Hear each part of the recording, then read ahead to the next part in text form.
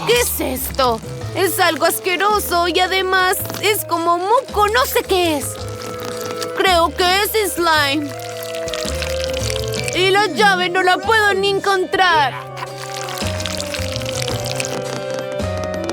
Bueno, aunque si saco el slime y lo abro, podré encontrar la llave fácilmente. Es hora de abrir la caja. ¡Vamos!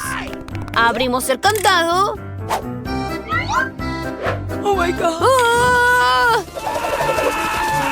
Dios, ¿de dónde salieron tantos murciélagos?